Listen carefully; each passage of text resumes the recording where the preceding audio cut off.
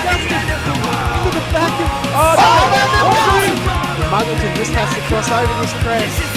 He will cross the line and will win the championship.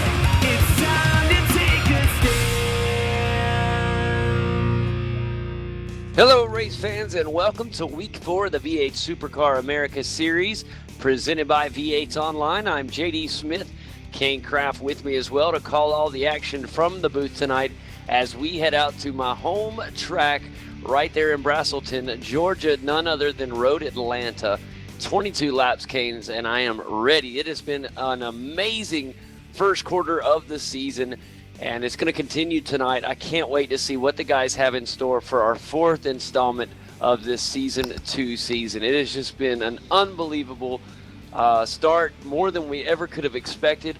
And I've been anticipating this race since we finished up at Monza last week. Yeah, what an awesome season it's been. Shaun Kelly leading the points by 11 points. So the championship is really close. Of course, we're only 3 weeks in. This is week 4.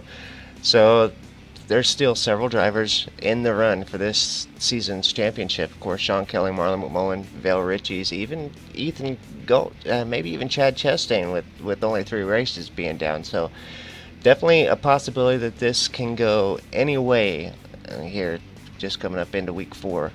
It's definitely been an exciting season so far, and today is only going to continue that excitement.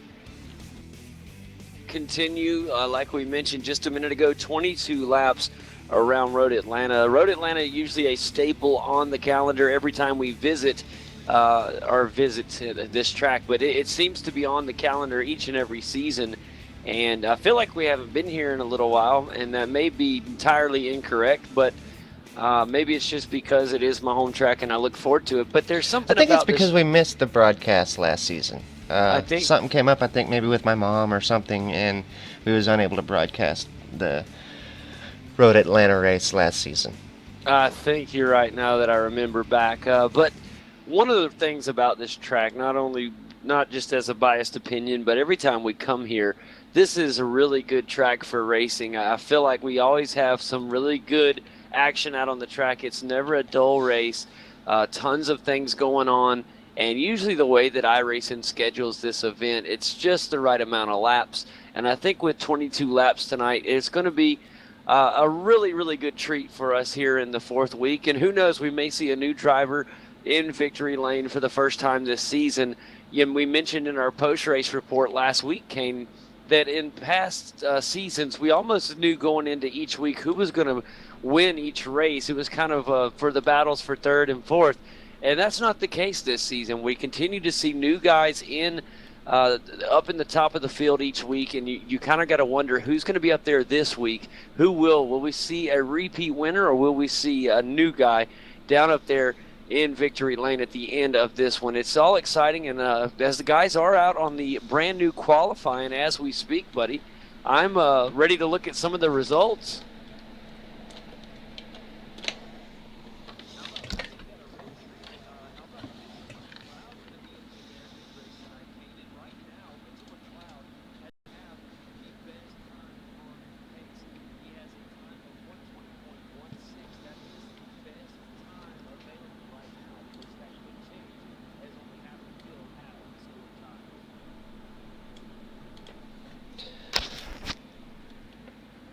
Having a little bit of issues with my sound. I'm going to ask the guys watching the broadcast, make sure they can hear everything okay. We do got several people watching, so if somebody could just type into the chat, make sure you can hear us all right, that would make me super happy. Also, at this time, you should be able to hear some engines from the race cars.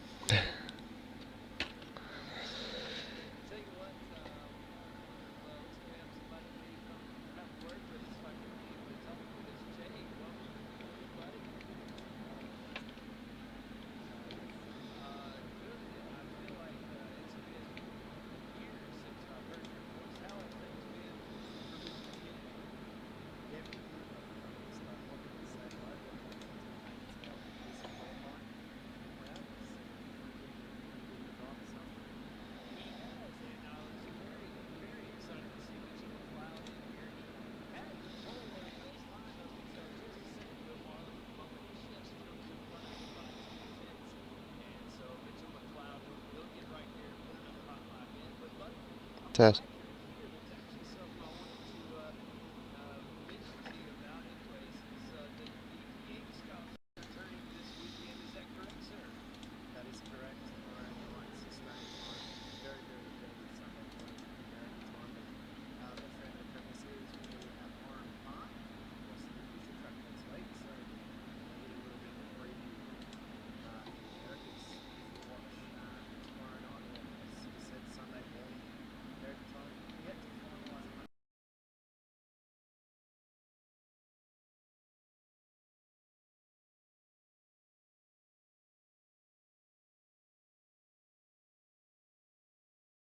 Oran Park, definitely one of my favorite tracks to watch these guys. Not one of my favorite ones to drive, but the action at Oran Park is always so intense.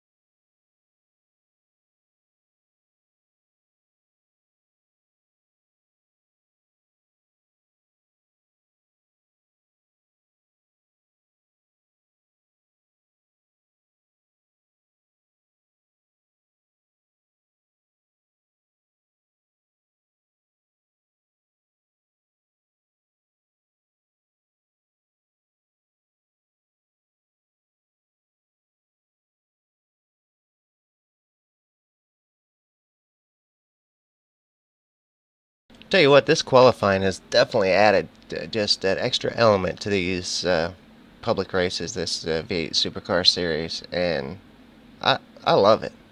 It's definitely been a lot of fun.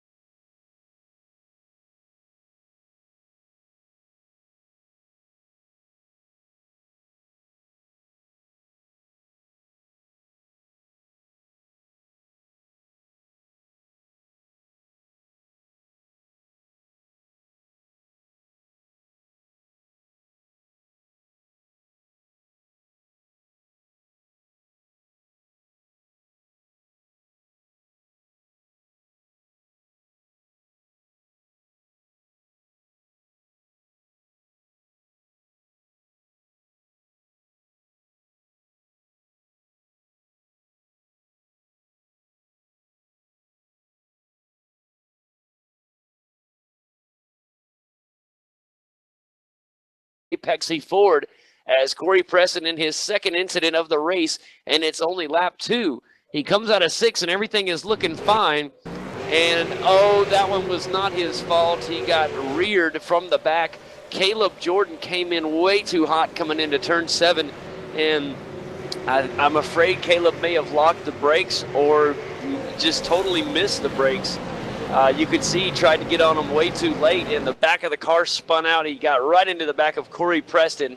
So a tough break there for both Caleb Jordan and Corey Preston early in this one, guys. On lap number 2, back towards the front. It is still a great race going on up here. A lot of guys still single filed out at the moment, so a lot of guys trying to remember this is a 22-lap race, not trying to get too jumpy too early. Your top 10 looks like this. Martin Carroll has found 10th. 9th is PJ Sturgios. Michael Cracknell is in 8th. 7th, Beau Cattell. Chad Chastain 6th. 5th is Curtis Chippeway. 4th is Mitchell McLeod. Shaun Kelly 3rd. 2nd is Ethan Grigg-Gault. And, of course, your leader, the defending champion, number 2 Grip TV machine of Marlon McMullen. And, guys, I don't know if they're already back, but pictures will be back up on the screen. Don't go anywhere. They shall return very soon. It's a little technical difficulty that Kane is on right now. And speaking of on right now, look at, or I'll tell you about it, Mitchell McLeod right here on Shaun Kelly. And things could get real interesting real fast as the TTR Holden has the Torque Holden right on the bumper. And that is for P3, guys. Other than that, your top 3 cars are kind of spread out other than the battle for 3rd. Up there in 2nd, Ethan Grigg-Gault has a little bit of breathing room in his sim pit machine as he tries to catch our leader, which is Marlon McMullen. Currently on lap number 4 of 22. Also, Chad Chastain in the mix. He's currently in the number 5 sim pit Ford, and he's trying to look ahead to Curtis Chippeway in the Grip TV Holden. And not too bad of a run right now from both of these guys. Behind them, it's Beau Cattell. It's good to see the Osram Holden. Oh, he comes up, tries to work the inside on the sim pit machine. Doesn't get quite enough momentum, so he'll have to hang back and try again to get around Chad Chastain. Chad is a very tough driver to get around. All right, we got everything back up and running. Many thanks to Nathan for his help. He's watching the broadcast. Let me know what all sounds are working and not. So thanks. Big thanks to him. Well, glad we got everything back on board, man. I'm telling you what, a great start already early at Road Atlanta. And we're getting ready to start lap number 5 of 22. And already under a little over 7 minutes in the race. And it's been a fantastic one so far. Early troubles for Corey Preston and a little bit of some damage to Caleb Jordan's car as well. And I tell you what, other than that, it's been a really cautious race so far. A lot of single file racing. We have seen a few pass attempts. They've been unsuccessful, though, to this point. The guy's still pretty close and locked in, though. What happened to Corey Preston? I'm sorry I missed that one. He's back in 20th place. Must have had an incident or an off track or something there.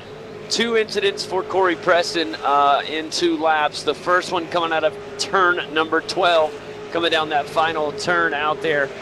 Corey got real loose. He saved it, kept it off the wall, but that's what put him back into the field. And then coming into turn 7, he got hit from the rear from Caleb Jordan. Caleb came in really hot into turn 7, which is, that final turn, that 90-degree right-hand turn before you go into the backstretch. And it completely spun Corey Preston out. That's a shame. I was noticing on Corey Preston's car, let's see if I can get him back up, a change to his paint scheme, which I really like. It's the autism awareness little puzzle pieces that he's added to his car, and I think that's awesome. Yeah, that is really cool, and of course, you know how it is. I called it the Apexi Ford, but it does have the puzzle pieces underneath. Yeah, okay. I was about to blame Trading Paints for something that they didn't do. Fantastic paint. I agree. Now, Dale's does not have that, so that'll be a good way to be able to tell the difference. Yes, that is very true. I've already mixed them up once already, Kane, while you were fixing everything. Got a lot of action right here, guys. Right now, Curtis Chippeway trying to make a move up there and he's trying to get ahead of that torque Holden. That's our Mitchell McLeod, who I'm really happy to see in this race. It's been a while since we've seen Mitch McLeod up in here. Curtis Chippeway's looking very racy right now, Kane. He is wanting to get around Mitch. You know, some drivers thought that it would really, that the weekends that the V8's Cups had their races, that we would have less drivers. I always thought we might end up with a driver or two extra, kind of like Mitch McLeod, one that don't get on the track a whole lot, might join the race just to kind of get some on-track feel before the V8 Supercars race. And I think we see that with some drivers, and some drivers we see kind of devote the time to the V8 Supercars Premier Series and then don't show up. So it's kind of a mix, I think. Yeah, I agree. You would think that a lot of the guys that we don't typically see here would show up. And but, you know, like you said, it's a good mix of guys. Some guys take the time off, and some guys want the extra seat time. And it pays off. I don't know. We'll see. If you have to watch the V8 Scops race this weekend to find out. Marlon McMullen still out in front. Looks like about almost 2 seconds ahead of Ethan. And then Shaun Kelly just behind. So great run this week for Marlon. Marlon's had a couple weeks of struggle, but looking good here tonight. Shaun Kelly as well, third place, looking real good. And then, of course, Mitch McLeod back in fourth place. Good race so far. Lap 7 of 22. Yeah, before we know it, this thing will be at the halfway point. So you don't want to turn away from this channel, or this broadcast rather, because you might miss the biggest part of the race. Oh, Shaun Kelly went a little wide on exit there. Doesn't seem to be a problem for him, but he's going to have a problem soon because Mitch McLeod is right there on his tail. And although Shaun Kelly, the current points leader in the series, not by a whole bunch, so things could change up in a hurry for the number 3 TTR Holden. And right now he sees that torque Holden in the rearview mirror. And I don't care who you are, that'll keep you on your toes. Yeah, speaking of the torque, Holden, how good was it to hear from Jake Kennedy? I hope the viewers was able to hear him. I know I was having all different kinds of sound issues, but hopefully Jay came through and everybody was able to hear Jay and the discussion about the V8 Supercars Online Premier Series that is racing this weekend at Warren Park. Yeah, I was really happy to hear from Jay. It's always a pleasure to hear from him. And I sure do thank him for coming by. It was a pleasant, unexpected surprise. I really enjoyed that. Kane, I'm keeping an eye on the Osram machine as well. Beau Cattell in the number 4, Osram Holden. He's trying to catch his way up to the tail end of Chad Chastain and his Simpit Ford. And he's hanging in there. I was thinking earlier he was falling back, but now he has reversed that trend, and he is within about a car length and a half of Chad Chastain here. So we'll keep an eye on Beau throughout the race. He's currently in 7th. Yeah, Chad Chastain and Beau Cattell, two drivers that the new qualifying, it seems like it's kind of hurt. Chad has qualified well one of the weeks, but it seems like he's been struggling with the qualifying here the last couple weeks and has been starting from pretty far back. Beau, a couple of the weeks also, has had a pretty lackluster qualifying and really had to struggle to get through the field. So, oh, here comes Beau. Kane, he's gonna. Oh, he had a bad turn. If it would have been a left-hander, it might have went Beau's way, but unfortunately for Beau, Chad Chastain able to hang out front. Also, Shaun Kelly gets a lot of attention right now, guys. We got two great battles on the track, one for third. That is Shaun Kelly trying to hold off Mitchell McLeod, and of course, Beau Cattell trying to take away 6th place from Chad. Two great. Oh, here he comes, Kane. He's going to work the inside in the Osram machine. That's going to be trouble, though, when he comes down. We got two battles. Shaun Kelly had Mitchell McLeod down on the inside of the chicane, and right now it's Mitchell McLeod on the inside. Beau Cattell on the inside as well. As they head down towards the start-finish line, it's the torque holding of Mitchell McLeod who jumps up into 3rd place. And our other battle that we're watching at the same time, it is not going to be successful pass. What a good job from Chad Chastain to hang on. He had severe pressure from Beau Cattell. Both cars were side by side. Shaun Kelly still going at it with Mitchell McLeod, though, Kane. Yeah, what an awesome couple battles there. We was able to catch both of them too, so that worked out pretty good. Well, I didn't know. I was trying to watch one, and the next thing I know, the other one got better, so I had to jump back and forth between the two. Oh, now that Mitchell's away, he's starting to really pull away from Shaun. To see if Shaun can reel him back in here, but pretty big gap here. Yeah, Shaun slipped up a little bit right there, Kane. It actually allowed him to fall back, and it actually puts Curtis Chippeway maybe in the picture here, and maybe he can work on him a little bit.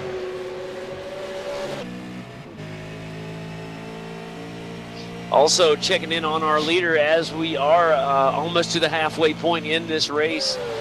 It is Marlon McMullen out front still ever since he has started from the pole. Ethan Grigg-Gault, of course, in that second spot. He is pushing ever so calmly, trying to catch our leader.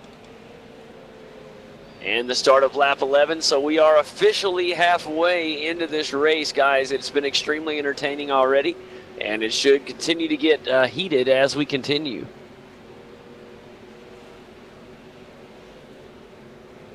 It's time to play with some cool camera angles where I can catch more of the track.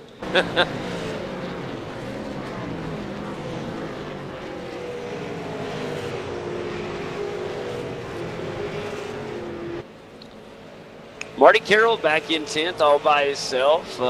He needs to try to find himself a little pace.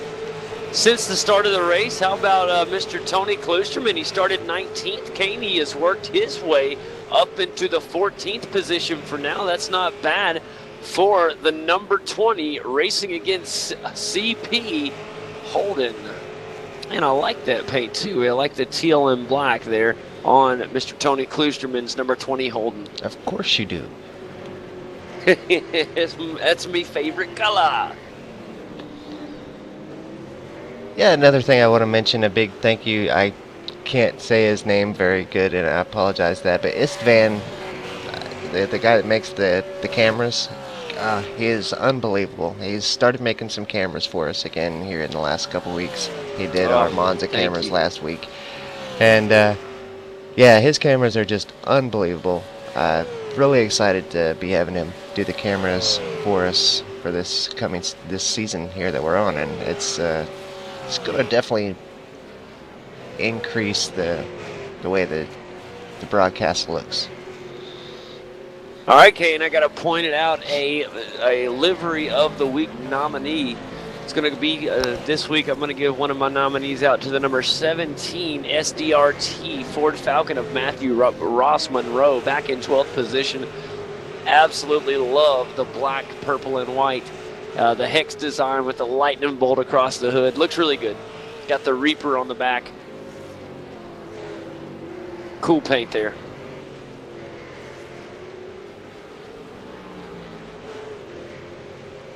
Yeah, I've seen a couple of them that a couple different color schemes now of that particular livery, and they've all looked very awesome. So whoever's doing their paint job is doing a great job.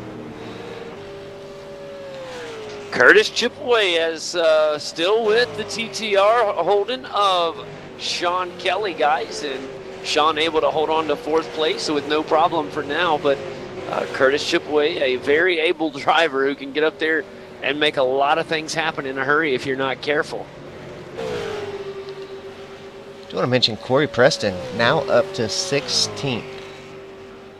So gained several positions already for Corey. You know, he's had the bad luck early on and got thrown to the back of the track. Now he's having to work his way through. We kind of seen the same thing a couple weeks back. Marlon got thrown to the back of the pack, had to work his way all the way up. Ended up getting all the way up to 3rd, but Road Atlanta, pretty tough track. I don't know if Corey will make it all the way up to 3rd, but definitely a lot of great effort from Corey. I do want to throw Corey an apology, actually. Last week, whenever he and Marlon got into it, I kind of, when you see those things live on the broadcast, it's kind of hard to hold your tongue sometimes, and so I kind of let my mouth go a little bit, not too much, but should have just waited till I could really review it to see what happened. I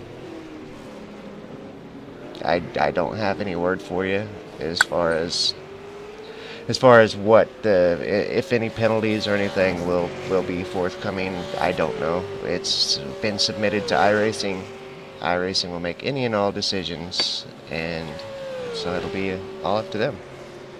Do you want to mention real quick, Kane? I didn't want to cut you off, but trouble on the track for Jason Bentz. He was back in 17th in the plumbing and electric laser. Holden just lost it, and for some reason did a quick toe. I think he could have continued, but I think that's his race for the day.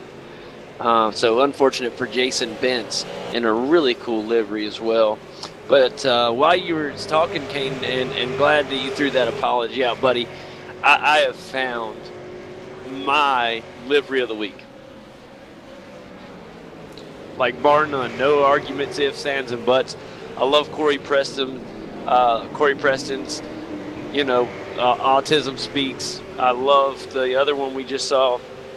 But my livery of the week goes to the number 21 John Deere Holden of Jacob Soundergaard. That is my favorite livery I have seen all season. Absolutely stunning. It is a very good job. It's just unique. I don't think I've ever seen one with quite that color scheme, and it looks really good. I think all of them I've seen have had that color scheme, but not necessarily the designs. But I think they've all had the John Deere green and yellow. Well, I know that. I know the John Deere is green and yellow. I just mean the white, green, and the. You just don't typically see a John Deere livery on a V8 Supercar. Yeah, that is very true. Only in the V8 Supercars America's Series. That's right. You took it right out of my mouth. That's what I was going to say. Only in the America's Series would you see that. And right now, he's trying to work. He's trying to catch Isaac de Figueiredo, one of SDC's newer drivers, up there in the number 19 Simpit Ford. And those two having it's not a real close battle, but Isaac is going to have some company pretty soon if he's not careful. And that's what I love when we have battles all through the track, Kane. And, Corey Preston, you mentioned him doing a good job trying to come back. He is about back up to Caleb Jordan, which is where he had that last spin out. That actually happened right about where they're going to be in just one turn when they get here's turn 6. And now they're in 7. Right here is where Caleb Jordan went in a little too hot, got into the back of Corey. And so Corey has caught back up to that position. The problem is we're on lap 15 of 22, so I don't know if he's going to have quite enough time. And Rory Windrum trying to catch 12th, Kane. Rory Windrum trying to get around Mathew Ross-munro. So there's another one right now as Rory Windrum in the inner strength. Holden, he's really pushing hard. I do want to give a big thank you to Rory as well, since we've got him on camera here. He's working hard to get up into that 12th position. Big thank you to Rory for taking care of the points for us this season. Oh, big thanks. Do want to mention up at the front, there's been some pretty big changes as Chad Chastain now up into 4th position, and Shaun Kelly and Beau Cattell battling for that 4th.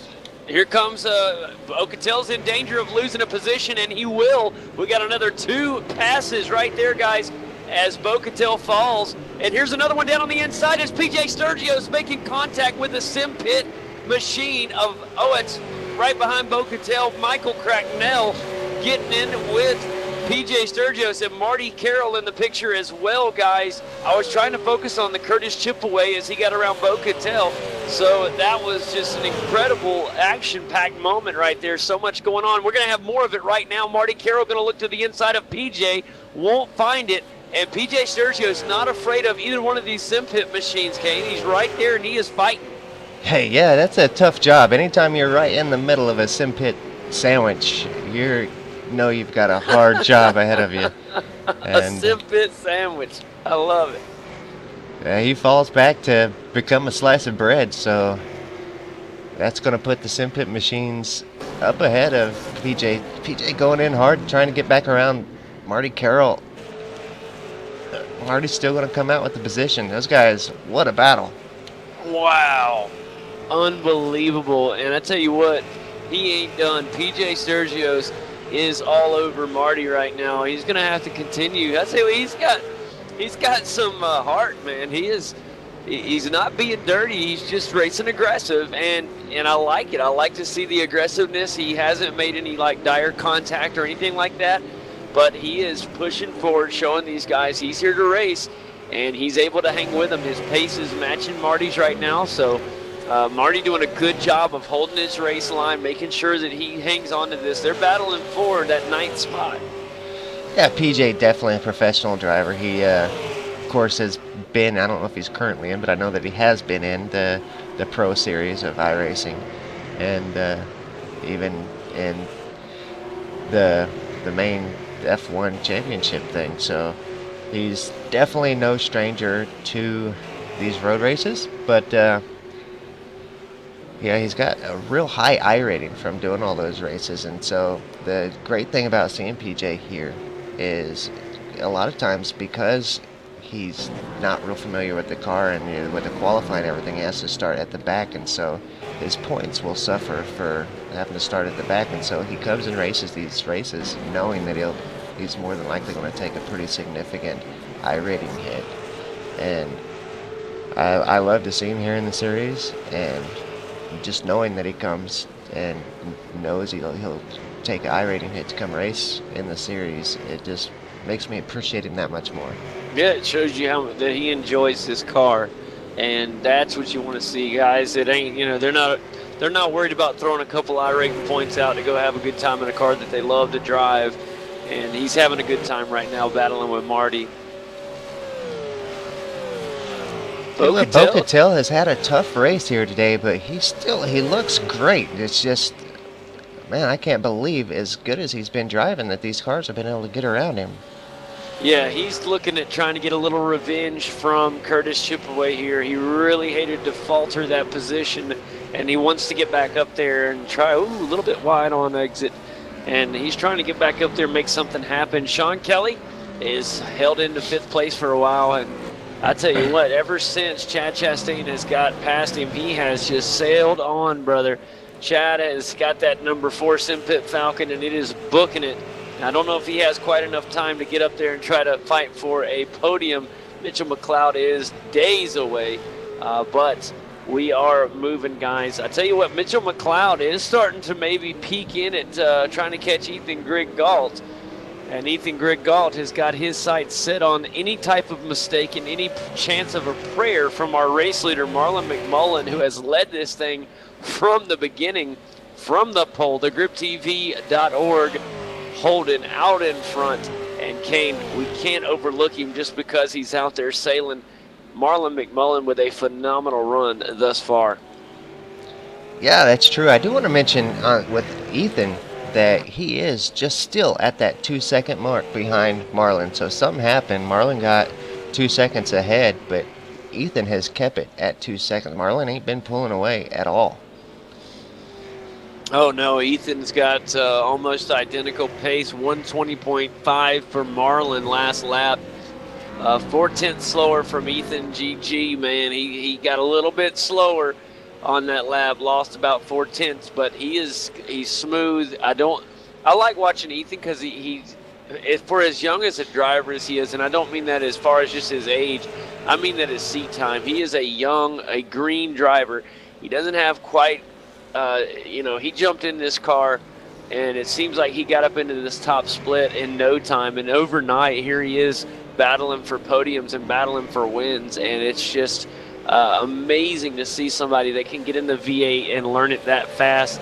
It's called natural born ability, and he has it, and it's fun to watch. And I tell you what, when you're up here racing in between Marlon McMullen and Mitchell McLeod, that is something special, and this kid's got it already. Yeah, he is a lot of fun to watch. Speaking of fun, PJ has got around Marty Carroll, and Marty right on the bumper of PJ, working to try to get that position back. These guys still going at it with 3 laps to go. Man, I was about Marty's to say, going to take it back. Kane, it's actually about to be 2 to go now, because the next time by, the white flag will be out. We're on lap 21 now of 22. So, guys, the pressure is starting to mount up on these drivers. If you want a position, you're going to have to start fighting now. There's no holding back. You have got to go. And I tell you what, Kane, Ethan Grigg-Gault has made up a little time.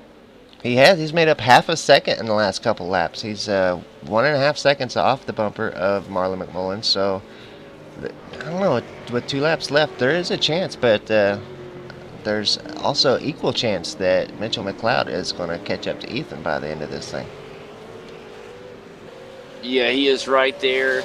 And, great battle on hand. Shaun Kelly has a little bit of company. Here comes Mr. Chippeway, Curtis Chippeway in the Grip TV, holding right there to make things happen. He got side by side with him for a 2nd and 6th, then 7. He got a little peek to the inside. Now he has the momentum, Kate. He's going to go around Shaun Kelly. We're going to come down to the chicane side by side. It's a drag race down to turn. And who's going to have it? It looks like it's going to be the inside. It's Shaun Kelly. He comes on the brakes late, and that is a beautiful line through the chicane. That is probably the prettiest I've seen all race long coming down into that chicane. You saw how much it gave him as far as a jump ahead of Curtis. That was absolutely stunning. The white flag is out. We're on our final lap here in Week 4 of the V8's America Series.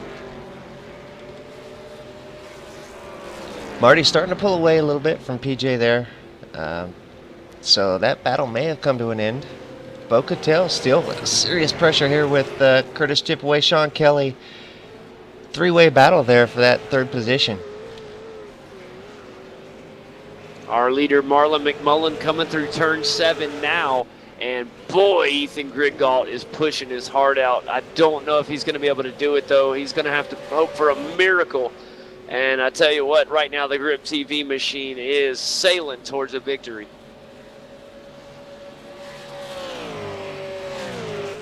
One more chicane to go. Here it is. Marlon McMullen coming down into the chicane down here at the bottom of the hill. The left and then right. He's going over the crest of the hill. Ladies and gentlemen, your winner at Road Atlanta in Week 4. It's the defending champion, Marlon McMullen, in the Grip TV Holden. Congratulations is in order for Marlon. Ethan Grigg-Gault comes there right in second. A great race for him in the final spot. The short step on the podium goes to the torque Holden of Mitchell McLeod as we finish Holden. It's an all Holden podium tonight, ladies and gentlemen. And I tell you what, PJ got race. Marty right at the end. Crazy stuff. What a battle. Job. Yeah. Marty is not going to be happy about that. But you know what? I think he just loves a good battle. And PJ, if you look at this, as they're coming down the hill, PJ had that inside, and it paid off. Marty actually came off the track. He was driving that puppy so hard into that final turn. And still a top 10 for Marty Carroll. Good race out there in the Sim Pit Falcon. And PJ, he fought hard for that 9th spot. All right, I guess we'll go ahead and do a rundown on our field, Kane, and take a look at least the top 10 here before we jump to the rest of the field. Marlon McMullen takes the crown, as you guys saw. A great race for him. And the defending champion continues his success in the Grip TV Nation Holden. Down in second, it's the new sensation. It is Ethan Grigg-Gault in the Sim Pit Holden. A great job from him. Great to see Mitchell McLeod in the torque Holden as he takes 3rd. Chad Chastain started 7th today, guys, and finished 4th in his Sim Pit Ford. So a Ford did make the top 5. And then, of course, the TTR Holden, the number 3 machine of Shaun Kelly, finishes 5th. Curtis Chippeway in 6th in his Grip TV Holden. Beau Cattell comes across 7th in the Osram Holden. Michael Cracknell comes across in the Sim Pit Holden in 8th. 9th goes to PJ Esturgios. Marty Carroll in his Sim Pit Falcon comes across in 10th. Dale Neish in the Apexy Holden will take 11th. Mathew Ross-munro in the SDRT, Falcon, he'll come across 12th. Rory Windrum in the Inner Strength Products machine will come across in 13th. 14th goes to Tony Kloosterman in the Race Against CP Holden. 15th goes to Corey Preston. and Caleb Jordan will take 16th. A great race for Caleb Jordan after a lot of damage to his Kimmy's Rural Fencing Holden. So good to see him able to finish the race and hang on. Isaac de Figueiredo in his Sim Pit Falcon finished 17th. 18th goes to Jacob Sondergaard in my livery of the week, John Deere Holden. Matthew Trotman will finish in the unmetered servers as he comes across in his Ford in 19th. 20th goes to Jason Bentz. He'll not finish the race today. The same can be said about Victor Tanaka in the SP Tools Holden. He'll finish 21st. And Shinjo Kito does not finish. He never started the race. Early exit for him. And that is how we finished today, guys. What a race, Kane. What are your thoughts on what we just got through seeing at Road Atlanta? It was a lot of intense battles throughout the field. A shame about the goof up at the start with the sound and everything, so we missed a few laps. But once I got back into it and was able to watch it, man, what an intense battle, especially there between Shaun Kelly and Beau Cattell, Curtis Chippeway. That was just really intense. And Martin Carroll with a huge battle there with PJ Sturgis for the whole race. Yeah, it was absolutely fantastic, man. A great race. I mean, we've seen better races here. We've seen worse races here. It was a good day. I thought we saw a really clean race because we had some guys pushing out there. It wasn't because of a lack of effort. These guys were out there pushing their hearts out. But just a really good race, only a few minor incidents on the day.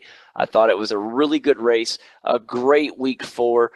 We're officially 1/4 of the way through the season. Or excuse me, I said that wrong. I don't feel like doing math right now. But, yeah, out of 12 weeks, we're done with 4 of them. Yeah, a third. Thank you, buddy. Fractions. Well, yikes. Yeah, a third of the season done. And, boy, where does the time go? I'm telling you, that fast. But anyways, a great way to finish up at Road Atlanta. I thought the guys put on a great performance. Congratulations again to Marlon McMullen, who, he really was really wanting that win. He's had some success here in the past, and he obviously looked at this race on the schedule before we even hit this week, and he knew that this was a possibility for a W, and here he's worked hard for it, and he walks away with it. And that's just a sense of accomplishment when you can do that. And so I think it's going to boost his confidence even more, and that definitely puts him as another one of the front runners to take this thing. Do want to mention after the race, PJ had told Marty, you don't think he's ever fought so hard for position 10 before. That's like the perfect comment after such a hard-fought race between those two for that 10th position. Those guys, what a battle. Yeah, that was intense, and loved the finish when you're coming down on the final lap side by side like that. That's it don't get better than that, man. Well, I tell you what, man, I'm pretty stoked. As you guys heard, we got the V8 Scops coming up this weekend as the guys head to Oran Park, and that's going to be I like what Jake Kennedy said. If you want a preview of how the Americas race is going to go next week, go watch the V8 Scops. If you haven't ever seen it before, it's stunning. We have a lot of representatives from our series that race in the V8 Scops, and I think you guys will really enjoy it. And like I said, you'll get a really good preview of how the racing will be at Oran Park next week, and it's going to be a killer race, man. 55 laps around Oran Park. Really looking forward to it. Then after that, we head to Circuit Gilles Villeneuve, aka Montreal, and then it's Circuit Zolder before heading off to our halfway point race at Mount Panorama. Of course, 34-lap Bathurst is going to be phenomenal. But tell you what, man, that's our next 4 weeks, kind of a forecast of races to come. Before we get ready for our driver interviews, I think it's time let's get our Victor in here. So without further ado, guys, let's welcome our race winner, Marlon McMullen. Marlon, welcome to the post-race show. How are you, sir? Yeah, not too bad, guys. How about yourselves? Doing wonderful, man. It's been said in the past, this is a track that has definitely been a big success for you. And here today, you come out and put another W down at Road Atlanta at the old hometown track for me, man. So it's good to see you in victory circle, buddy. Yeah, absolutely. You're dead on right there. I absolutely love this track. Every time we seem to come here, I've always got something good to offer, or it's near about the front. So, today was just one of those days again. I went out and did my usual practice throughout the week, and I was really, really, really happy with my qualifying time. To do 1:19.9s in that session, it's very hard to do with the off tracks around you. So, yeah, I was stoked I got away with that one, and yeah, had a really good race. At the start, just sort of managed to push out a bit of a gap on Ethan, but come up to the latter stages of the race, I saw Mitchell sort of really putting some pressure on him. So Ethan responded, and he was really sort of catching up to me. So it's really starting to get tight towards the end, and I was just cruising to the end, trying to preserve the tyre life because I pushed so hard so early on. So I was really happy with today. It's a lot better than the last couple of weeks I've had. So yeah, it's really positive. I can't believe it. Well, you started the race with this awesome qualifying, and you were the only driver down in the 119s. That is very difficult to do, and you found yourself in the 119s with a 119.9, and that was good enough for pole. You jumped off from an early start and really never looked back. You kept focused for all 22 laps, and congratulations, bud. Yeah, thanks for that. So next week's another pretty long week. We've got to go to Oran Park, and it's 55 laps. So even though it sounds a lot more daunting than what it is, it's quite a relatively short race. Even though if you call an hour a short race, but yeah, can't wait to go there. It's one of those really mentally demanding tracks. So just sort of I think I've taken the lead today. So I'm sort of go there with a good mindset and just sort of try and maintain where I am. Absolutely, buddy. Well, hang tight, man. We got loads to talk about as always, but you hang with us and enjoy that victory, man. Yes, thank you so much for that, guys. Absolutely, man. While I have a quick second here, well, no, I'll go ahead and bring in. Let's go ahead and bring in Mitchell McLeod. Let's have a word with him. Mitchell, welcome to the post race show, buddy. How are you doing? Not too bad, guys. How are you? Man, doing great, buddy. Congratulations on getting the podium here at Road Atlanta. But before we even get on the race, how good is it to see you here in the Americas again, man? Yeah, well, it's good to be back here. I've got some commitments on Monday nights now, so I can't make the normal top split. So I thought, why not get up a little bit and have a crack on the Americas?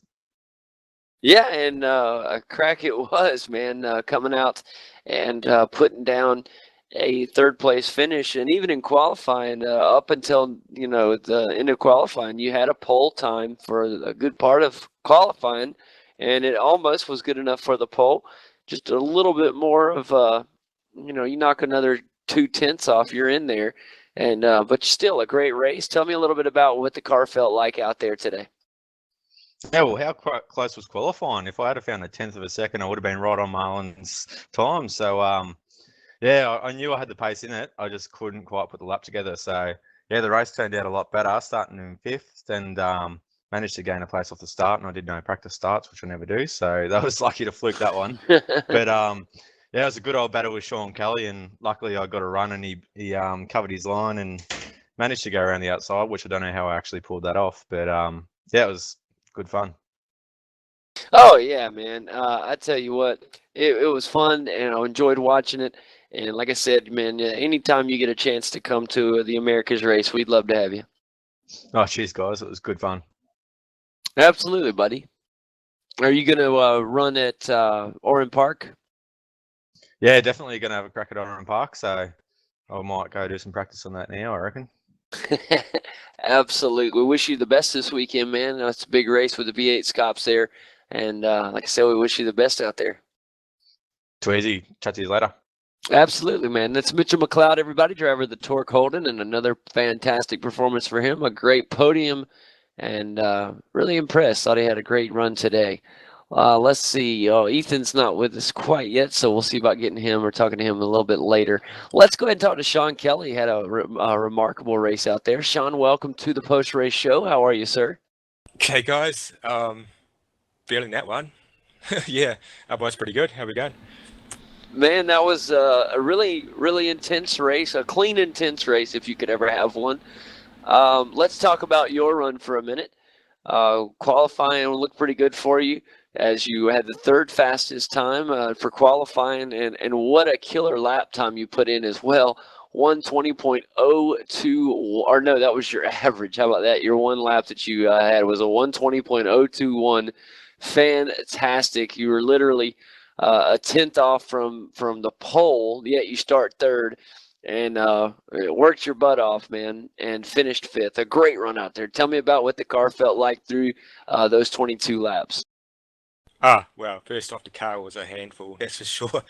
But yeah, qualifying, I was pretty happy. Like I say, my qualifying up until this point have been particularly average, really. And I got a few off tracks and completely mucked up my first runs at qualifying, so I was pretty happy to get that lap in. Wouldn't have had enough to beat Marlon, who was just going to be too fast. But yes, I started third. That's pretty good. Had a bit of random set on, which turned out to be very, very loose. But I was making a few mistakes here and there, and get a bit side by side with someone, and you start losing seconds, and just gets everyone is in the same spot. And I can't even remember half the battles. There's just so many battles. My tyres went away. I was getting off corners bad and stuff. I tried not to block it or anything crazy, but all those guys have just got such good racecraft. It was just such fun, but that's the great thing about Road Atlanta too. It brings the best out of everyone. It makes easy decisions when you're driving. Everyone knows what they need to do, and it was probably 2-3 wide and all sorts of over and unders and whatever was going on and outbraking each other. And yeah, I can't wait to watch some of that. Oh, yeah. Definitely exciting. It would almost be worth it to just go back and watch just from yours or Curtis's point of view for the entire race, just to see how many and how intense some of those battles were. A lot of people don't know this, but not to interrupt you, but not to give you an excuse or anything, but a lot of people don't know, but just a couple hours before the race, you hadn't turned any time at all in the car. So I guess you came into today just going off of a lot of the experience that you've had. This is a pretty track that everybody knows pretty well, so not a whole lot of practice for you this week coming into today's race. Well, that's right, but I did actually do some practice last night, so I had probably, 2.5 hours or so, which is enough. Like I say, we've done enough laps on Road Atlanta, sorry. Now, so everyone's pretty good. See, Mitch, he probably only had 20 minutes practice to see how well he done. But he's always so strong here. But me, I was really tired. I had a few late nights and a bit of a random set, which the tyres went away, and I wasn't hitting my marks well enough. So, I would have liked to got third or fourth, but with all that battles, Chad slipped past, and with another battle, was a couple of seconds ahead, and I could never get back to him. But yeah, that's a lot of fun. That's so crazy to hear you say, yeah, I had 2.5 hours. That was pretty good. Oh, you should see Madison. Madison sometimes puts his pole lap on with 5 minutes practice. Sometimes lots of practice works for you. Sometimes it works against you. Sometimes you can hit a wall, and sometimes you can smooth out your inputs and end up slower than what you was 2 days ago. So it's always good to find that balance. But most of the guys probably spend 5, 6, 7 hours, and that's typically plenty enough. And 2.5 was enough to have a good go today, and 2.5 was probably enough to be a bit further up. But I'll take it. Good battles, and yeah, it was definitely all the guys I was racing against. Yeah, it was definitely intense. I don't know how you guys even pulled some of those moves off, almost 3 wide into some of the turns, and just the perfect amount of give and take. Well, all you can do is hit your mark, not overdrive the car too much, and if everyone's hitting their marks and doing that, generally things get on pretty good. Fantastic. Well, Shaun, always a pleasure. Hang tight, buddy. We want to talk with you some more, but we got to interview some more drivers first, bud. Great race there by Shaun Kelly, guys. Let's talk about another guy real quick. Have a word with another driver. Had a great day. Let's bring in Mr. Chad Chastain, the fellow USA driver. Chad, welcome to the show. How are you? Doing great. How you doing, JD? Man, doing good. Great run today, buddy. Really proud of you. The race, I didn't know how it would go for you starting 7th, and, not a bad effort from the qualifying run. And like I said, started 7th and worked your way up for a fourth place finish, and you earned those passes, getting around some guys like Curtis Chippeway, Shaun Kelly, and maybe even Beau Cattell at one point. What a run. Tell me about it. Yeah, that was some of the most fun that I've had in iRacing. The competition is just amazing. It's absurd. I think my seventh, if I could have gotten an extra 10th out of qualifying, I think it would have moved me up 3 or 4 places on the grid. I mean, we're all so closely matched. And I didn't have the one lap pace, but the guys at SDC Motorsports really had the SimPit Falcon tuned up for this week, because race pace was spot on. But still, the competition was incredible. And that middle of the race, when I went from wondering if I was going to be fighting for an 8th or a 9th, falling back through the pack, to suddenly having just the most amazing section I think I've ever had in my life. That was awesome. It was a lot of fun. Yeah, it looked good out there, and the car looked good. Didn't look like it was giving you too much trouble out there. I remember last time we came to Road Atlanta, the cars, I remember the first laps were so slippery. A lot of the guys wouldn't even try any remotely aggressive. They looked to be a little different today. It looked like right from the drop of the green flag, you guys were attacking. Yeah, just a few corners as opposed to a full lap this season. Marlon's just, if Marlon McMullen has a track, it's Road Atlanta. He's amazing here, and he deserved that win. But again, I fall back to even where I finished and where I might have finished in 7th. What a great time, because everybody was so respectful and so damn fast. Yeah, they were. It was a real pleasure, especially qualifying, like you said. That was closer than what we see in the real world races sometimes. Just how close you guys were at the top of the pack. Very, very fast times. Well, I tell you what, man, we look forward to seeing you run next week at Orland Park. Always a super fun track. It's hard to recall if that is one of those that you hate that track or you love it. What you got? Well, I used to hate it, and then at a certain point I started to love it. That's now one of my favorite tracks. So we'll see what I bring. All right, it grew on you. Well, we wish you the best of luck. And Chad, are you going to be running in the V8 Scops this weekend? Yeah, I think I'm gonna. I think I got enough pace, and I've got a little bit of time that I can work on my speed and consistency, so that I can represent, rather than just kind of going into it half-hearted and not really doing my team proud or myself any justice. So yeah, I'm certainly going to be there. Well, we will definitely be keeping our eye out for you, and we wish you the best of luck at Orland Park this weekend. Thanks again. Absolutely, guys. That is Chad Chastain, guys, driver of the SimPit Falcon, another one of SDC's drivers. Great run from him. Now let's bring in another driver who had a phenomenal run as well, Curtis Chippeway. Curtis, welcome to the post-race show. How are you today? I'm doing good, JD. How about you? Oh, man, doing wonderful. Great race out there, and at times, watching you out there, you would pick up little moments of extreme pace out there and really put some pressure on a lot of guys. Had several side-by-side moments out there. Tell me the point of the race from your point of view. Yeah, it was quite an interesting race for me. I pulled out qualifying out of nowhere. That was half a second faster than any lap time I had done previously. So it was started way above where I thought I was, and just went from there. It was a tight race for almost the entire duration. It was a lot of fun. Well, that's it. It looked like you guys were having a lot of fun out there. As Kane and me were broadcasting,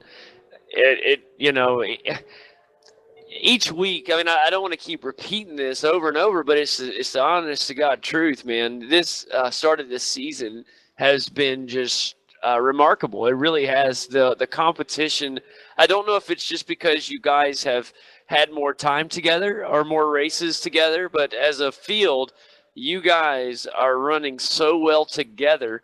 It's incredible to watch each and every week, man. It's like there's never a dull moment out there. Yeah, it was definitely a lot of close racing there. I think we had like 4 or 5 cars in a pack there going, too wide for about half a lap. It was a lot of fun today. Well, I tell you what, man, it was really impressive. And I guess I'm going to keep asking, are you going to be in the V8 Scops race this weekend?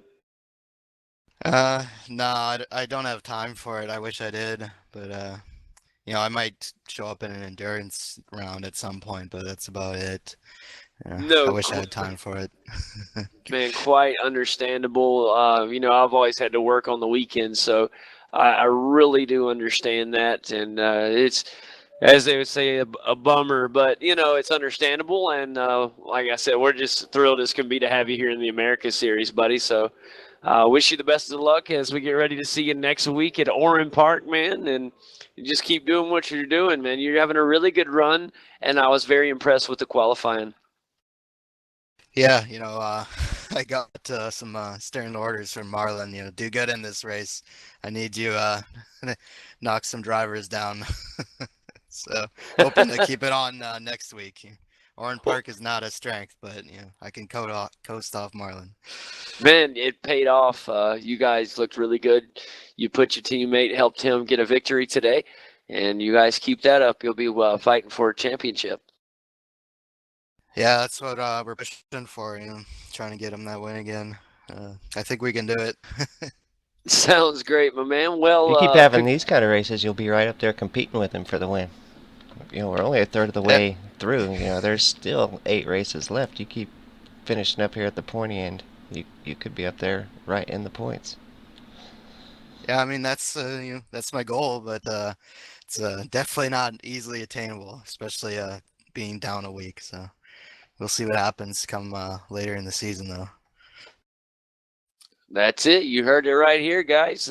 Congratulations again, bud. Great run today for Curtis Chippeway, guys. Finished 6th out of starting 4th today. Worked very hard and a solid top 10, man. Great result. Yeah, I'm happy with it. All right. Next, let's have a word with Michael Cracknell. Another driver put down a really good performance. I feel like we didn't even talk about him enough in the show, but nonetheless, our friend Michael Cracknell, welcome to the show. Hey guys, how you going? Man, it's good. It's really good. Just got through watching an incredible race. You should have seen it, man. It was really good. Yeah, it was definitely one of the more fun races I've had, that's for sure.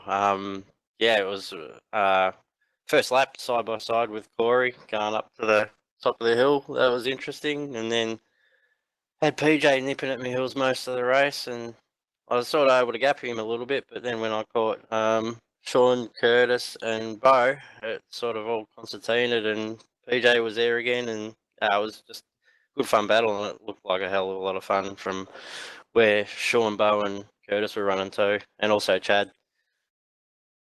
Oh, yeah. You guys look like y'all are having a lot of fun out there. And like you'll see when you watch the broadcast, I feel like we didn't cover you quite enough, but we were jumping back and forth. And everywhere we looked, it was Simpit cars and you guys. It was fun watching you and Marty and PJ Sturgios there when you kind of had him in the middle. And y'all were just going back and forth, 3 wide at one point. Very exciting. Yeah, look, it was good. Like finishing 8th is that's a sort of an average finish for me, but at the same time, I had a lot of fun too. So that's sort of take out of it. Well, in this field, in this strength of field, that is a very good finish. You got to look at that. It's a top 10. And we got a lot of talent in this top split now. We got a bunch of guys that wish they could just be in this race. And when you're in this race and still putting up top 10s consistently, that is a great sign, man. That's you're going to move nowhere but up if you keep it up. Yeah, that's the idea. I'll keep trying and keep trying to move forward. But look, SDC gave me a pretty good car. Although I think the weather might have been a little bit different in race to what it was in practice. So just seemed darker and it didn't feel the same, if you know what I mean. Yeah, no, that can happen. The weather's changes and littlest things have such big variable changes on the feel of the car. Well, this season there's some kind of mistake, I think, with the weather, and I think they set up all the practices and then went back and set up the races, and I think there still is some mistakes with the weather. Yeah, I mean, it's no excuse for running sort of back of the top 10, but I mean, I still had a fun race, and like I don't think it would have made a huge difference to my result, if any at all. So, but yeah, it definitely felt a bit different out there, but the car still felt pretty good. Yeah, it looked like you were having a good time out there, and looking forward to it. What's your plans as far as the V8 Scops? Are you going to be running?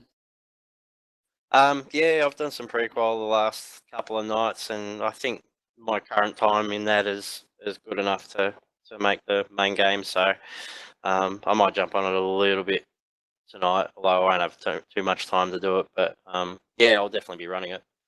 Yeah, it's fantastic news. I'm asking everybody when they come in that way. The viewers out there know who to look for when they watch it this weekend. That way they can support the America's drivers. The names that they know and watch each week, and so trying to get kind of just an idea of who's going to be there, who's not, and we wish you the best of luck, man. All right, guys, thanks for having me. Absolutely, man. That's Michael Cracknell, everybody. Hang tight, brother. All right, let's bring in none other than Marty Carroll for a quick word. Marty, welcome to the post-race show. How are you, bud? I'm fantastic, JD. How are you? Man, doing great, buddy. Great performance from you out there. You and Mr. PJ Sturgios had quite the battle. And I think if I had to have the battle award of the race, I might have to give it to you guys there just for the way y'all run at the end. That was incredible back and forth action, man. Oh, it's always fun racing PJ. He's a bloody, he's the next pro driver and stuff. And, he's got a good pedigree behind the wheel. So, it's always exciting. And it's nice to see him come over and run in the V8 a bit more now. And so it's always fun to do a bit of door-to-door rubbing with him. So, yeah, it's quite entertaining. Rubbin's racing, right? Oh, that's exactly right. So, no, the boys did well. Congrats there to Marlon and Ethan. And Mitch, yeah. Mitch is back, comes and steals the podium away. So, well done. And, the SDC cars were pretty solid across the day. I know me and Crackers were a bit unpleased with ourselves with our qualifying performance. Couldn't quite get that clean lap. And sort of once you're back in the pack, like Crackers was saying, it's just good fun.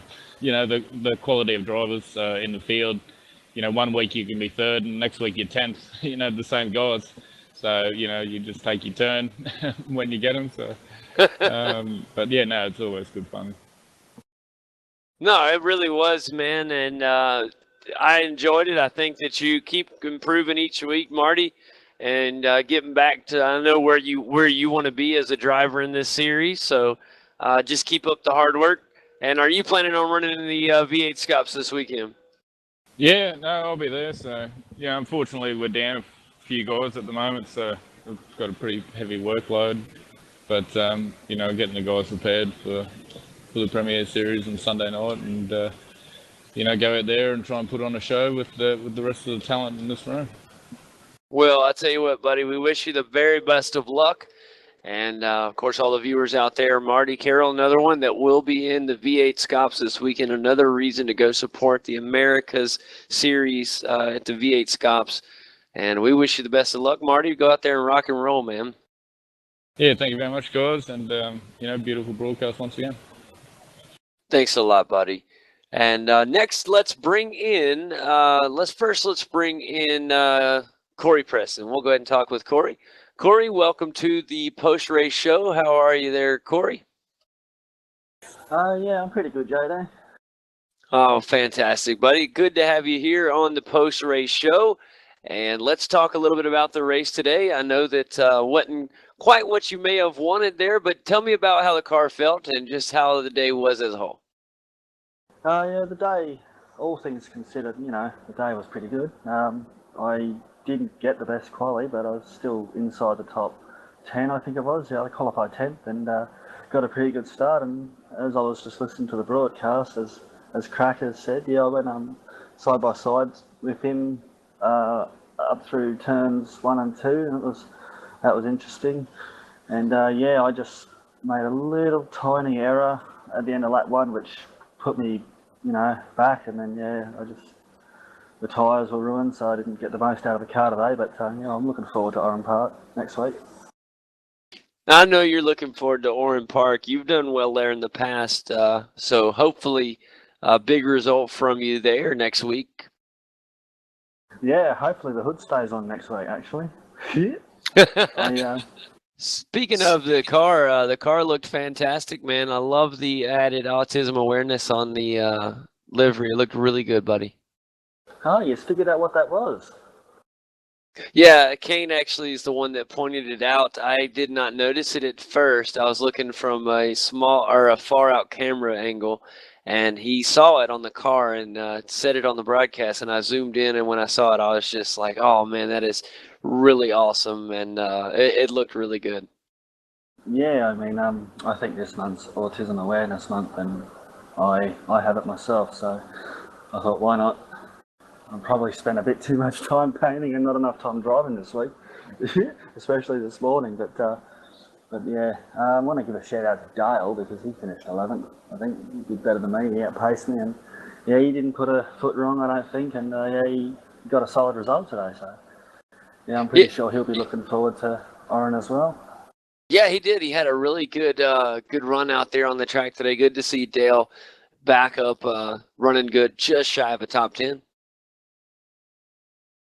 Yeah. Well, Corey, thanks for having a chat with us. Are you planning on running in the V8 Scops? Yeah, I just got to improve my my pre-qual time a little bit because right now I'm sort of near the worrying area at the back of the top split. So yeah, have to do some hopefully productive setup work and just do some more laps around there, and hopefully I can improve the time and yeah, get a good pre-qual.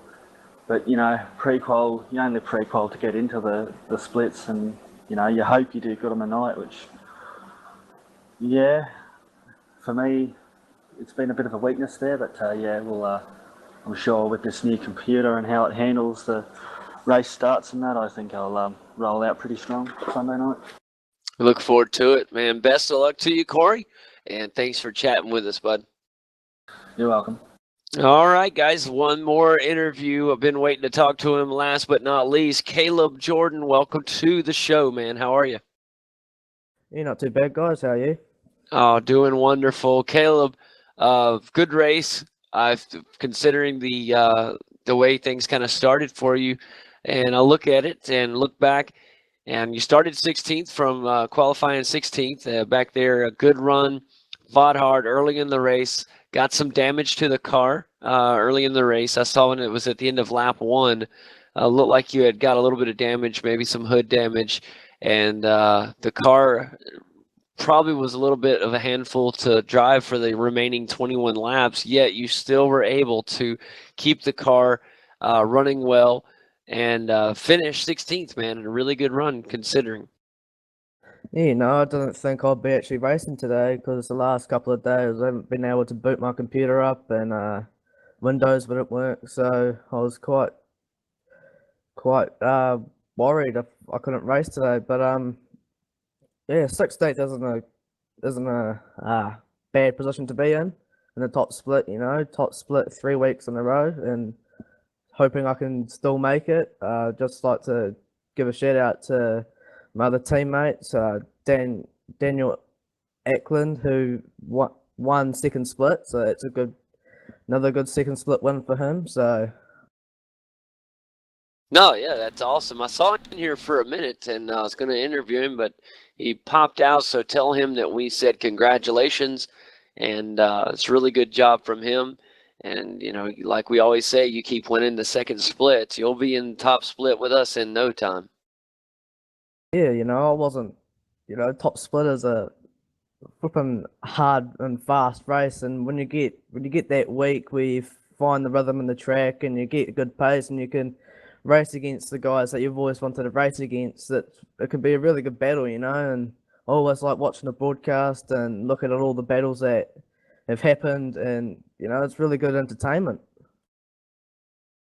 Yeah, it is. It's really good entertainment, and this season has been no exception to that rule. it has been an unbelievable start to the season. We are officially a third of the way season over. And, long ways to go. Lots of things can still happen. But what an impressive run from all of you guys. The races have been top notch, man. They really have. And I think the viewers know that as well. Just keep working on your craft, and things are really going to start shaping up for you soon, Caleb. Yeah, I hope so too. Thanks for interviewing me again, and thanks for coming and commentating this America series. It's entertaining and makes my day, really. Oh, yeah, it really makes all of our days. Kane and me love broadcasting this series. It's home for us as far as broadcasting goes. We love broadcasting this series, and it's a pleasure to go back and watch the race. Even after we broadcast it, it's fun to go back and watch you guys where we can really enjoy the race. I know that sounds kind of probably odd, but when you're broadcasting, yeah, you enjoy it, but you're constantly searching and hunting, and you're talking, and you don't really watch it like a fan would. So I enjoy going back and watching the races as a fan, and it's just really, they're very entertaining, and the drivers is what makes it so entertaining, man. It's just a fantastic series. I love it to death. Caleb, tell me about the picture on the bonnet of your race car. Well, I'm not too sure about that. I'm pretty sure it's Kimmy's anniversary coming up, so we got a new livery for this month, and looking to run it. It looks pretty good, I reckon. Stands out. It's always a good thing when your car stands out.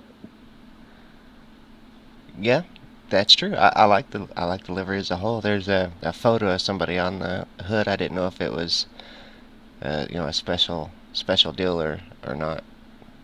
Yeah, So. I think it's the bosses, relation to the bosses. I'm not too sure, but I have to go and check with that. I reckon, yeah. Sorry, didn't mean to throw you under the bus there. Yeah, I was a bit stumped. No worries. Well, guys, pleasure to have you all here, and great race tonight. Really enjoyed that.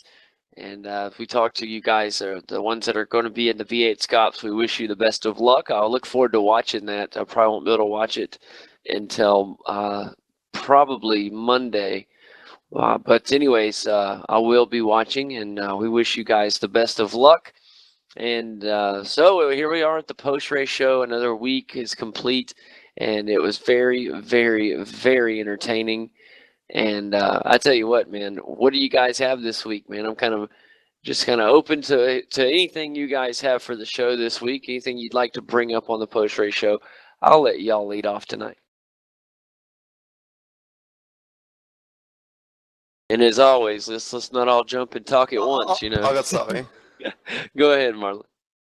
The Track 3 schedule, the listing for that's come up pretty early on in the season, week 3 or 4, and I think we've only got about 3 or 4 weeks before we got to decide the tracks for next season, so it's pretty rapid. Wow, that is rapid. I did not realize that it was already that time again. It's actually not that time. That's what's so strange about it. Normally that comes up about week 8 or so, and for it to come up so soon in the season, that's definitely a change. Maybe they're just trying to get things done ahead of time, so definitely a change. So everybody make sure you get to the forums. Do we got a thread? Does somebody have a thread going to vote on tracks and stuff like that? No one's appointed themselves as the head honcho, as the most hated man for picking the tracks next season, but hopefully someone sort of runs up like a sort of poll thing, and we can all select our votes from that, and sort of dwindle it down to what we want to run next season and take it from there. Yeah, in the Corey. case of the laps and all that. Yeah, I was gonna say, I nominate nominate one Corey. person and let them do it. Corey did and it then- last season, and he did catch some of that hate to start it off with that you were talking about, being the most hated man for a couple weeks, and he ended up getting the job done, and we got a great season of tracks this season. So sorry to interrupt you, Marty. Go ahead. I was just going to say we should just nominate someone and tell them to do it, and then we just run with it. Then they don't have to do it ever again. Once you've done it once, that's it. You know, you're off the marker. And then Was this like drafting in the army? Just like that. Don't ever nominate me unless you like doing endurance races. No, good. I'll make them long and painful, so you never want to have to pick me. We'll be But, showing yeah, up for a 2.5 hour broadcast. Survive to the championship. For the first time ever, driver swaps in the V8 Supercars America Series. That's right, because everyone's got a different taste, and when you start doing votes, then you get all the bitterness. Oh, no, that's shit. Well, it's crap to them, what you've got, and what they've got is crap to you, and it just makes a shit fight. So if we just nominate one person, or say 3 people, or a team to choose it, and then run with it for that season, right? And then everyone has to deal with that. It's all the same as everyone. Like the racing today, we all got in there. It was all a bit weird because it was a bit more overcast here, it seemed like. But same for everyone, you know. We go out there and compete. And at the end of the day, I don't think really one of us don't care what track it is. You just tell us where to race and we'll be there. I say that whoever wins the championship gets to pick the races for the next season. One man. Yeah, we end up with a great schedule, I reckon. And the only thing that's been in the past is you end up with your mainstays. You end up with, of course, you go to Bathurst, Phillip Island, Oran Park. Then by the time you have a couple of new tracks like Mons and Donington, and the free track, you end up with only 3 or 4 tracks to choose sometimes. And sometimes, like, probably gone like 2 years without running at Spa or something. And you know, so sometimes, I mean, how do you drop Phillip Island, or how do you drop Oran Park, or how do you decide? We're not going to do Donington. Because you know it's going to be there 3 out of the 4 seasons throughout the year. So when you miss it one season, like, you know, our seasons are that quick, and like Marlon said, that it's coming up again straight away, and we're only a quarter of the way through the season. We do 12 weeks and only have 1 week break. I would like to see iRacing make it 3 seasons and have 2 weeks break in between each season, and have 4 weeks over Christmas. But that's my opinion. I was going to say the same thing. We've got too many tracks, and you just can't run all the tracks you want over a full season. No, that's right. So obviously Bathurst would be your mainstay, and that's you have to. And Bathurst has to stay in the schedule like Monaco stays on the F1 schedule. Yeah, that's right. It's just like those cars it doesn't go anywhere. No, but it's an iconic combination. Well, that's what I was thinking. I mean, you know, every track that is used in a particular season, except maybe Bathurst, gets dumped the next season. So any track that was used the previous season is automatically ineligible. Like Hockenheim and Spa, where they were alternating, you know, seasons for the F1. Like, there's nothing wrong with that. And just because they're Australian tracks, they're not concreted in. If we had all the Australian tracks and we ran on the official track series, and that's different, you know, then it'd be the same all the time. But because you know the service does provide us with new tracks, like we were at last week with Monza, you know, that's brilliant. We need to bring them in, you know, but then we hammer them so hard that it's all right to give them a break. You know, you run them for the first 2 seasons and then give them a break and then bring them back, you know. Well, yeah, we run here, and it doesn't take long for us to get up to speed at Road Atlanta because a lot of us have it wired. Now, I'm saying New Hampshire Road. There's one we need. Oh, brilliant idea. 250 laps. Indianapolis, let's chuck it. Silverstone, let's go. Even the Daytona Road Circuit, I reckon, would be fun. Even though the road tracks, something different, like to bring, say, in like another night race, like Twin Wing, Motegi Twin Ring, sorry. Like that night race there on the short course, that was fun as. You know, racing at night, you can hardly see anything. These things are hard enough to see out as it is. Oh yeah, you know, that was fun. You know, that hasn't been mixed up in the schedule for 2 or 3 seasons now, I should say.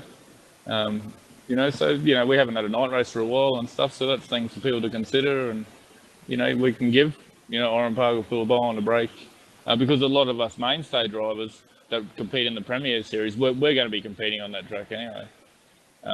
You know, so if you look at where the Premier Series schedule is going, and so, righto, well, we're running it during that 3-month period anyway, so we can sort of leave that out.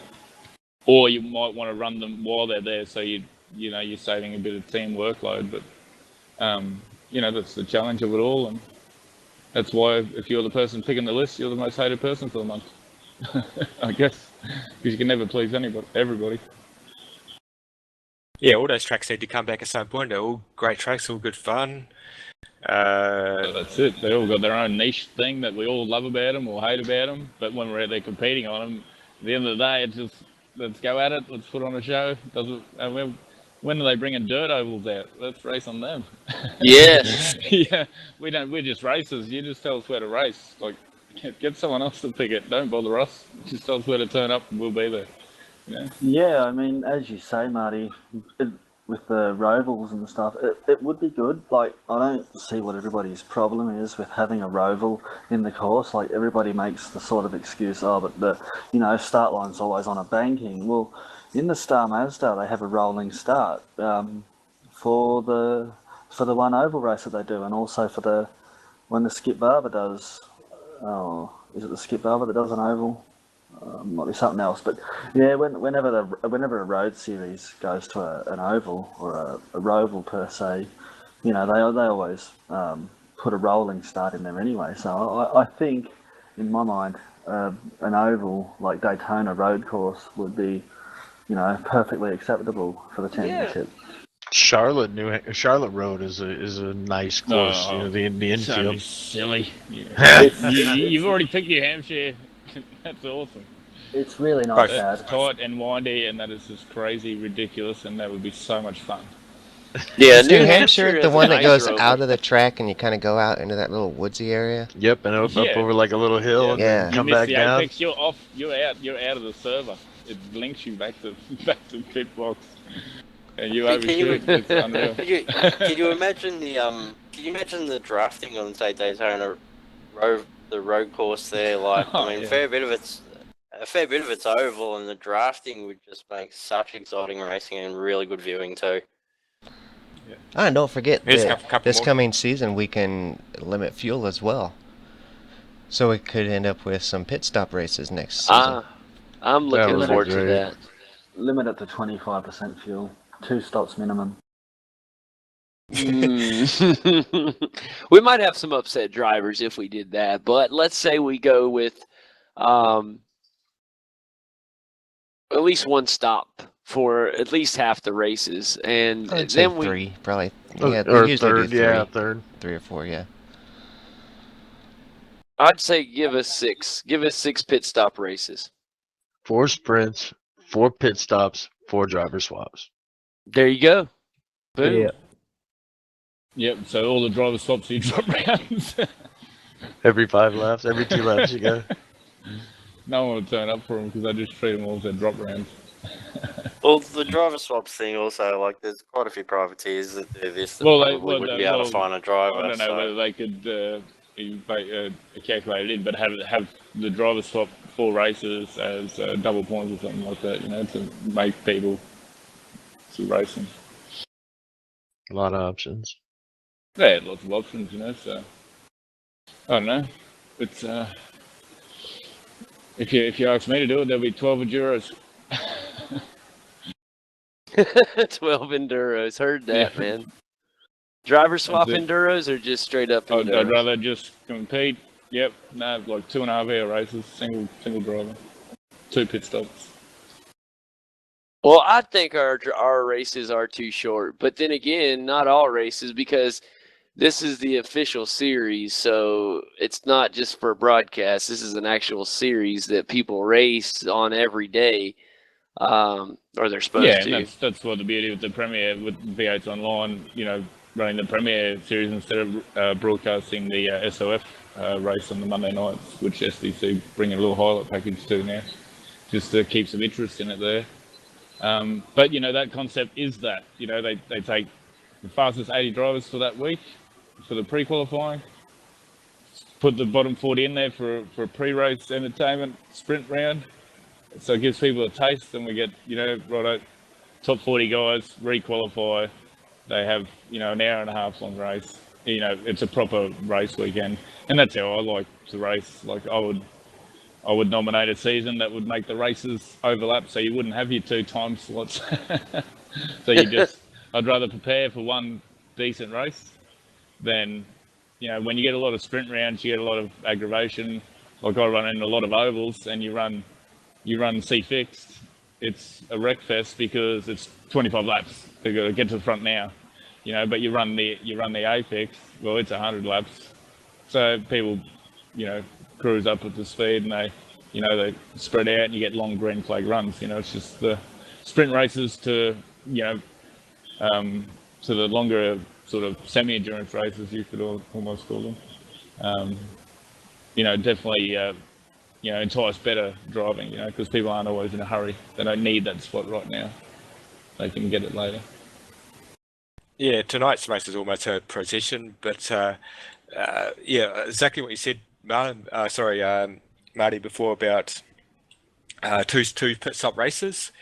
I think everyone will be in for that. I know Jarrad Filsell mentioned it the other day, last week to me as well, and I hope they do that in Premier Series. 2.5 hours, 2 pit stops, that'd be awesome.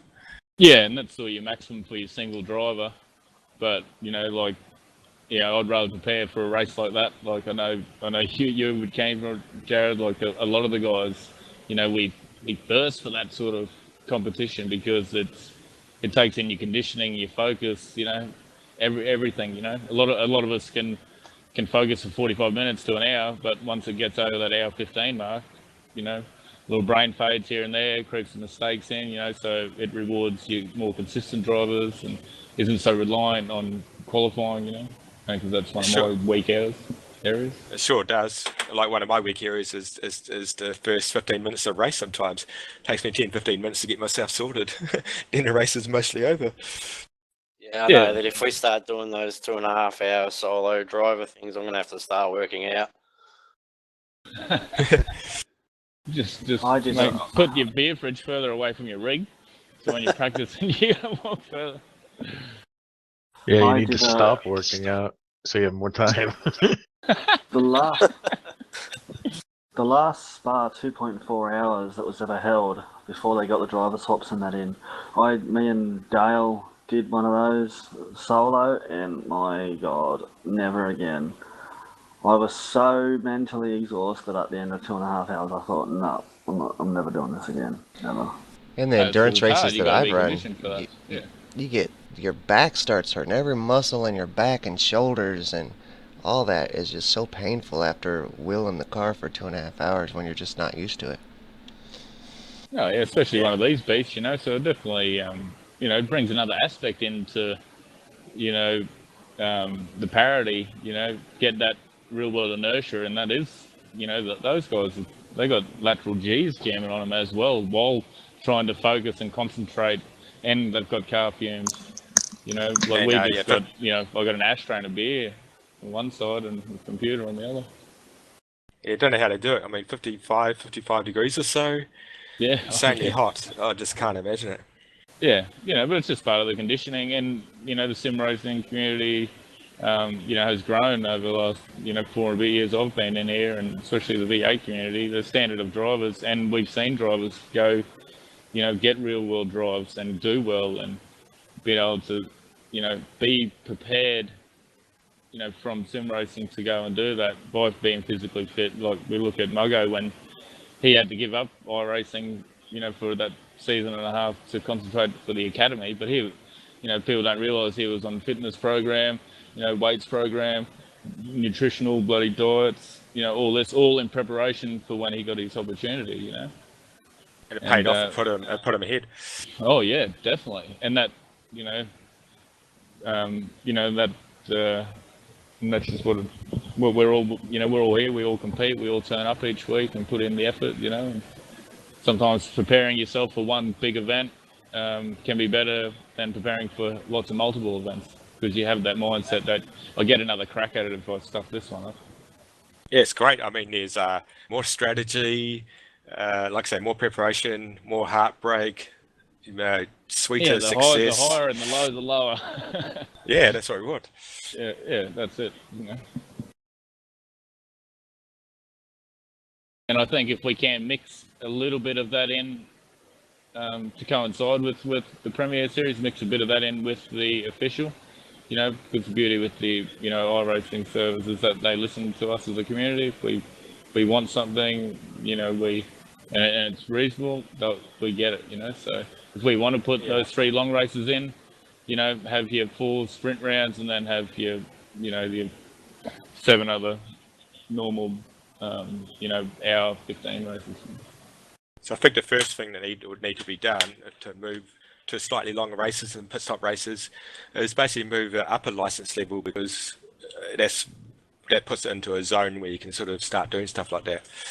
True that, yes, of course. Well, we've been saying that for a long time, and it's a Class C car. It's one of the most hardest cars to drive on the service, and one of the most rewarding as well once you put the time in it. But I was looking the other day, and there is a lot of great drivers that got iRacing specifically for the V8 Supercar, and so a lot of great drivers that are rolling around on the track with C licenses, because that's where they wanted to be for the V8 Supercar.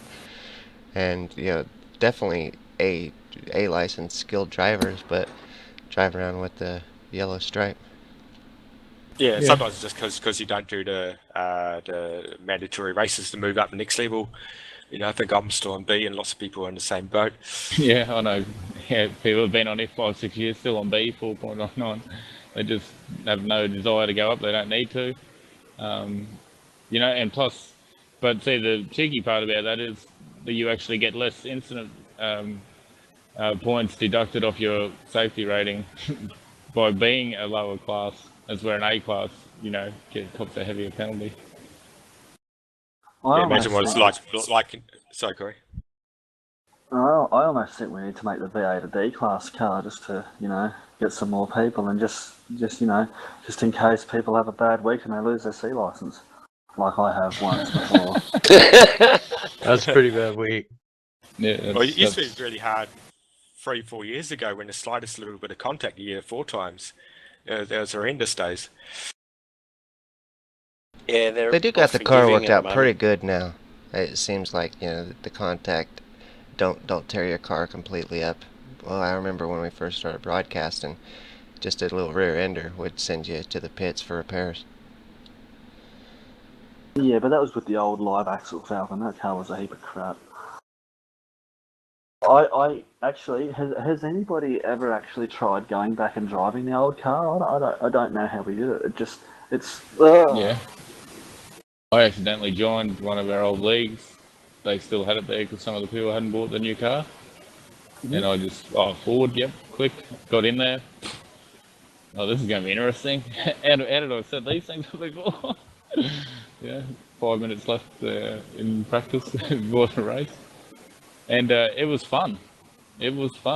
Yes, for the first 5 laps I was going, how the hell did we ever drive this junk? But, by the end of the bloody hour, it was like, this is why we used to drive these things. Throttle steering them, throwing them in, they're just crazy, Now we've got to be, more delicate, be, back to the corners up a little bit more, be a lot more accurate with our, apex speed, entry speeds. We get a lot of reward for, and get the drive off the corners, and, which is good. It's good in both ways. But I think the current car is the best it's been. So.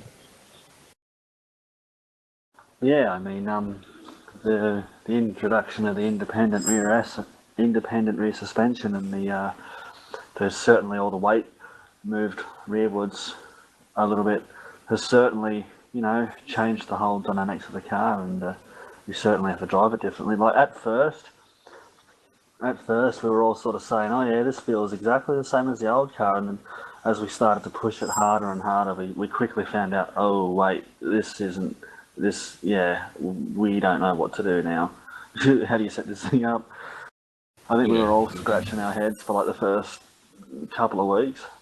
Yeah, it definitely doesn't like being trail braked into the apex like the old car and things like that. But, it's still a challenge for everyone, and I think everyone's, revelled on the challenging. Obviously, the class still pushing at the front, pushing the limits of where we can take this car. And, come, another 8 weeks from now, we're going to, it'll be another tyre model. And so, changes all the time. That's the beauty about it. I'm about to say it's a beauty, not a hinder. I really enjoy the fact that it changes constantly. Oh yeah, no, it's awesome. It's like I remember, a couple of years ago, you running the same setups for 5 or 6 seasons, like in a row. But yeah, not anymore. iRacing have really stepped up their game as well, and Yeah, I've always shoot, a said that couple you get years the best ago. bang for your buck. Sure. A couple of years ago, the V8 Supercar just never got any attention. It went like 4, 5, 6 updates without even being touched, and you could just take that setup on to the next season. Yeah, it's a pretty small niche community then, I guess, with sort of guys out there like Sam and Jay and those sort of guys, put a Seb and that, put a lot of time in behind the scenes to try and get it out there, and here we are today. Yeah, it would be interesting it would have been interesting to see this new generation car of the future on old tyre model.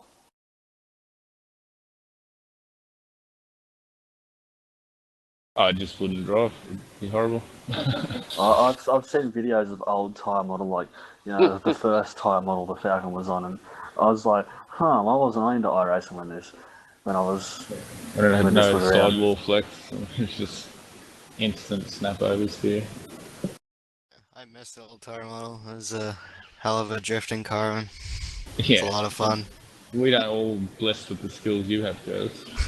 Driving sideways with sipping a martini. Yeah, that's what you used to drive the car. It was a lot of fun, Yeah. I remember when the new tire model first came out, it was, it was really bad. It was really twitchy. Where we all sacked our caster out, gained like a second lap. Yeah, I remember when we first found that out, and then the rake after that, and the car was undrivable. Shopping carts. I actually should throw a Heritage Cup back to that car. It was a homage. I dropped keep that thing in the museum. Even looking at the replays, like I still have some old replays of the old car with the caster gate, as they called it, and the rake, the way we used to set the car up with the rake glitch, and you couldn't even take a photo of the car. It just looked so horrible. It was just you just didn't want to take a photo of it because it looked so Well, wrong. you parked it behind curbs and stuff. You didn't learn anything? No. Park it behind the pit wall. Oh, Take the top half. That's usually where my car ends up anyway, Marty. But Behind the pit wall. All right, boys. Late night again. Yeah. Oh man, you guys are awesome. Well, I guess it's an awesome show tonight, man. I tell you what, I enjoyed it. Does anybody have anything else they want to throw in before we close out? Nice topic, Marlon. It was a good chat. And, was It's good we finally talked for once. Yeah. Yep. We all had something in common. We don't want to be doing that list. How about food? Food's a good topic.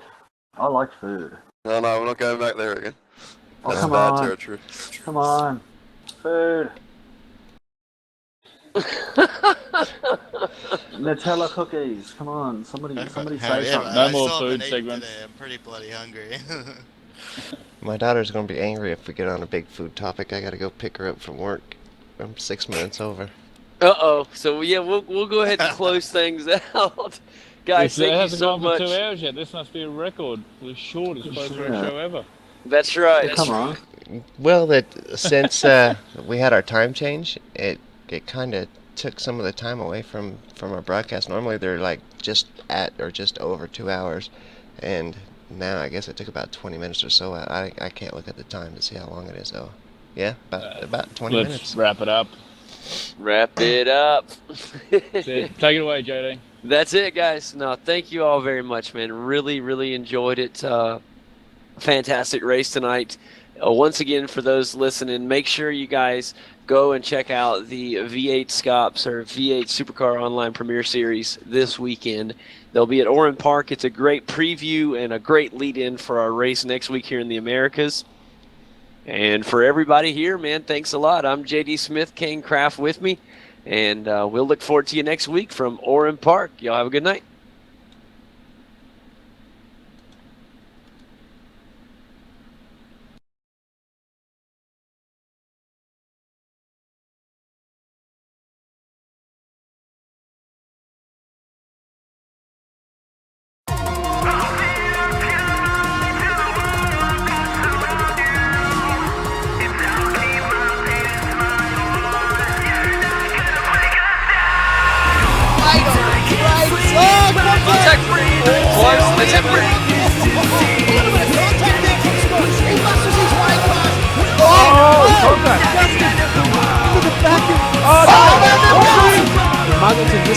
cross over this crest. He will cross the line and will win the championship